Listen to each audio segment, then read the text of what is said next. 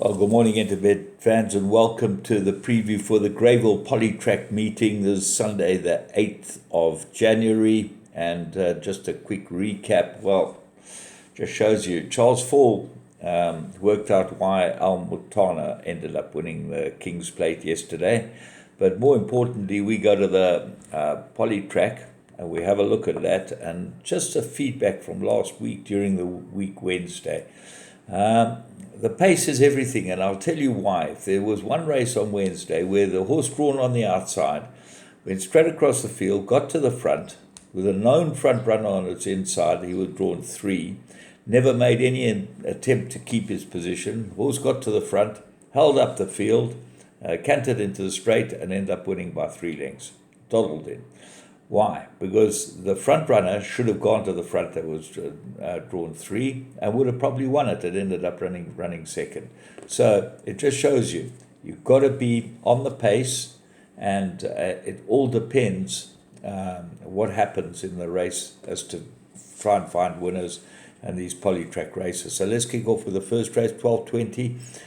This is made juvenile plate 1,000 meters. I'm going with Romance in Rome. I think this horse got more improvement than T-Rex, but it looks like an absolute two-horse race between of the race runners.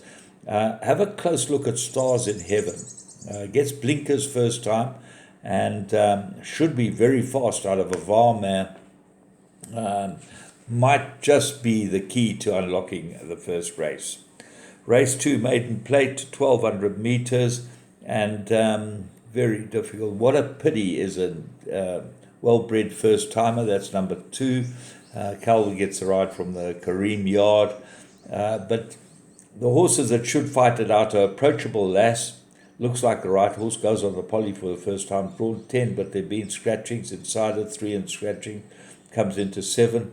Viva la Vida, Lafferty's runner, number 8's got to have a chance. Ideal Gift, drawn on the outside with a 2.5 claimer's got to have a chance. And then Pretty Analia, I wouldn't leave that out of anything either. So, tough second race. Third race, this is much easier. Maiden plate, 1,200. I'm going strongly with Captain's Rocket. I think he's the right horse in the race, and he looks like he should be able to win this type of context. The Dangers, African Dusk, and 11 Cotton Ron. So 3 Captain's Rocket for me, bank on the day. Race 4, maiden plate, 1,200 meters.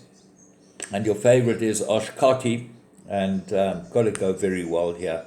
3 good runs on the poly, goes well on the poly, but got to beat the Michael Roberts runner, Ashard Ludu.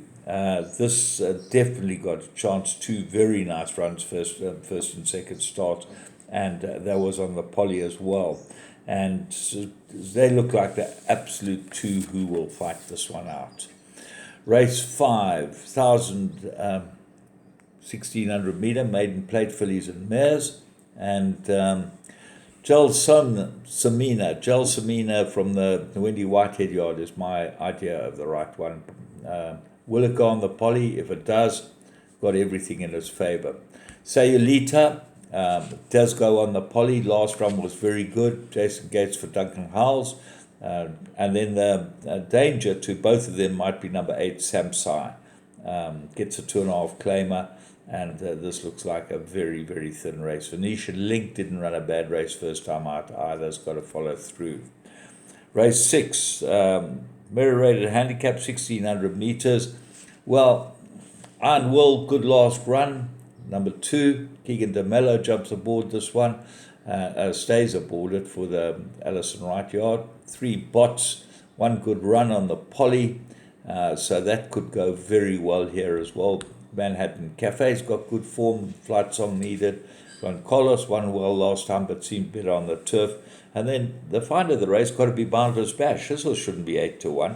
This one's got a big chance in this race, and certainly if he gets to the front from draw 1, he's going to be very hard to beat. Race 7, the African Holly, 1,000 meters. I think Aunt Lizzie will go very well. Auntie Lizzie, number 1. Has won 4 out of 5 on the poly. France Lahar looks like the unexposed horse, and he is our favourite. Pray for Rain's the biggest underachiever in racing. This horse looked like he was headed right to the top, but got smacked by the handicapper and has never recovered, but he's got to have a chance here. And then Irfan's Boy, fast. How will he go on the poly with Prince Koresh, who I think's better on the turf? Race 8, Mary rated 75 fillies of mares, 1,000 metres. I made this basically, I like Kalula. The Michael Roberts runner, number 1 on the card. Got to have a big chance here. Looks like it's absolutely ready. Lady Heist, good last. Looks like an improver. Perigonium. Looked like this horse might find some, shows pace, might be there or thereabouts. And then Grew of Ice, the second biggest underachiever around. This filly looked like she was very useful, but she hasn't gone on at all. So who knows? She's now going back over 1,000 metres, which she never tried. Maybe that's what she is, a pure sprinter, but I'm not sure. I think that they lost the way with lost the plot. So from me, James Goodman and the whole Interbet team, have a great day's racing at Greyville on the Poly.